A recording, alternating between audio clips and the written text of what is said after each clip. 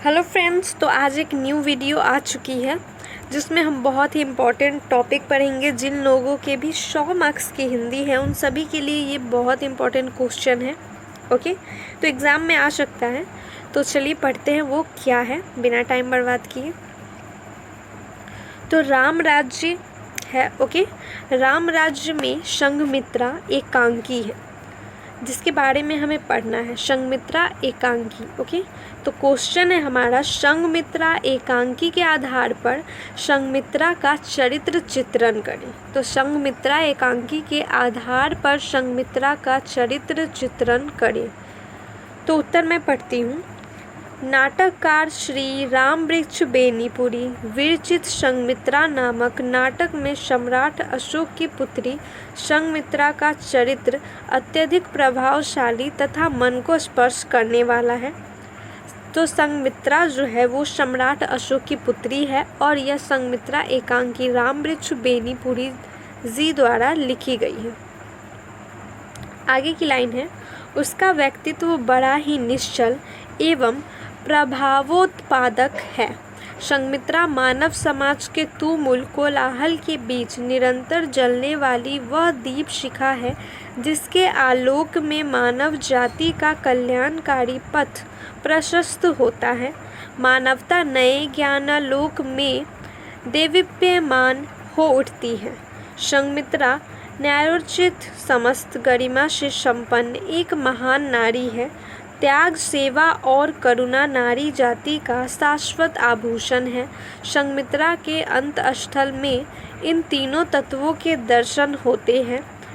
सेवा, त्याग और समर्पण की भावना की वह साक्षात प्रतिमूर्ति है।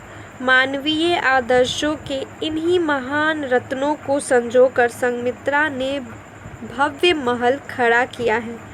वह कहती है, बदला हुआ आदमी संसार को भी बदल देता है।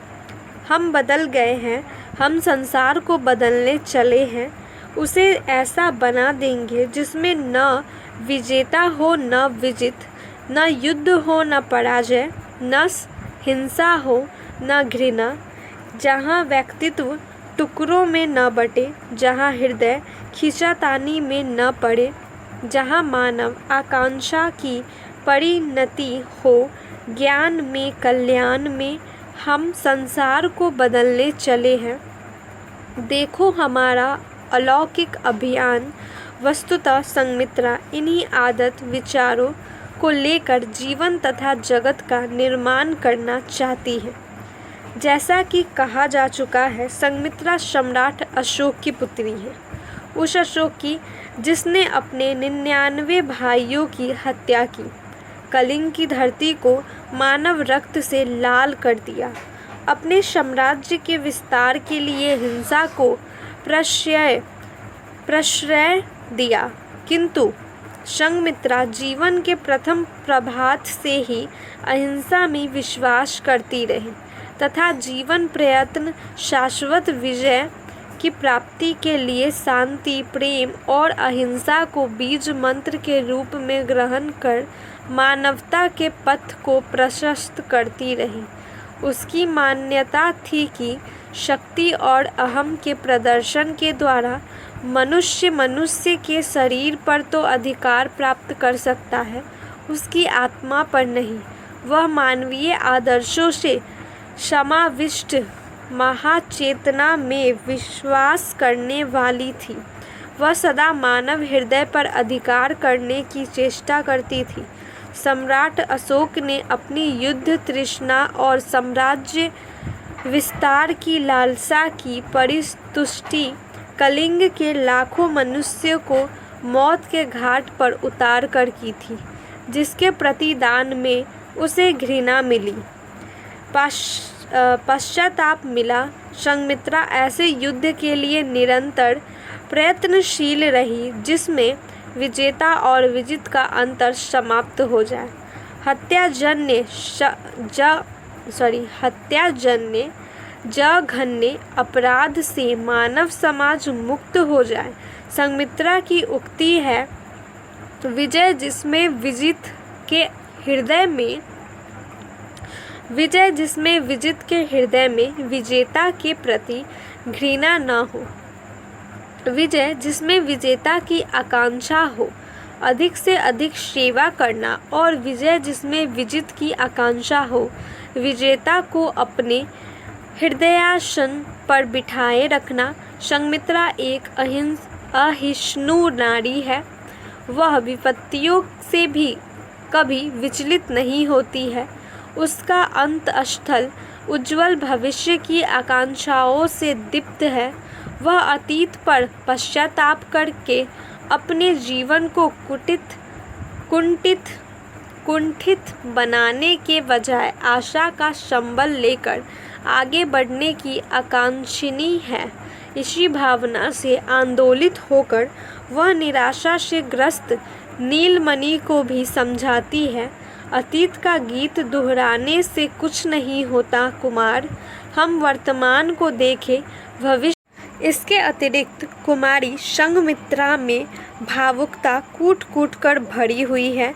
उसके अंतःस्थल में प्रेम की जो लहरें जीवन के प्रारंभिक चरण ही में तरंगित होती है, उनसे उसका सारा जीवन मधुर संगीत बन जाता है।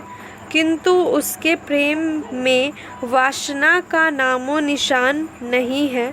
वह प्रेम को अत्यधिक गहरे और व्यापक रूप में देखती है तथा शारीरिक संपर्क से अधिक मानसिक संबंध में विश्वास करती है।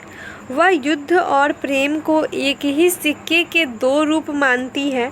साधारण नारी की तरह उसके अंतःस्थल में वासना का कोलाहल नहीं है। सामाजिक बंधन के अनुकूल वह अपने शरीर पर पति का अधिकार मानती है तथा अपने मन को देश की सेवा में अर्पित करती है। सिंघल विजय में उसके चरित्र में और अधिक निखार देखने को मिलता है। जिस महान को संपन्न करने में पिता समर्थ सिद्ध नहीं हो सका, उस कार्य को पुत्री अत्यधिक दक्षता के साथ संपन्न करती है। सिंघल द्वीप की विजय भारतीय सेना के द्वारा नहीं, संघमित्रा के सेवा व्रत, त्याग और स्नेहपूर्ण आचरण से ही संभव हो सकी। इस प्रकार संघमित्रा और सिंघल विजय दोनों एकांकियों में चित्रित संघमित्रा का चरित्र अत्यधिक मोहक और आकर्षक है।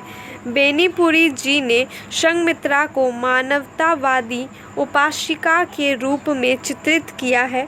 संघमित्रा के परमोज्ज्वल, भावुक और करुणाकलित चरित्र को देखकर जयशंकर प्रसाद और शरद चंद्र के नाड़ी पात्रों की याद बड़बस आ जाती है।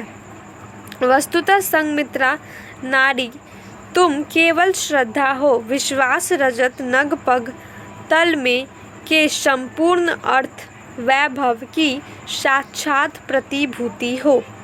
तो इस तरह यह संघमित्रा की एकांकी जो है वो समाप्त हो गई। आप लोगों को ये कैसी लगी और आप लोगों को समझ आया या नहीं, आप लोग कमेंट कर दीजिएगा। ओके, तो इस तरह आप लिख सकते हैं एग्ज़ाम में, ठीक है। तो प्लीज़ मेरे चैनल को लाइक, शेयर एंड सब्सक्राइब करना मत भूलना।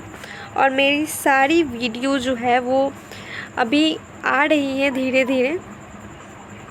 ओके, मैं कोशिश कर रही हूँ कि मैं सारे इम्पोर्टेंट क्वेश्चन जो है वो कवर कर सकूँ, ठीक है। तो मिलते हैं नेक्स्ट वीडियो में।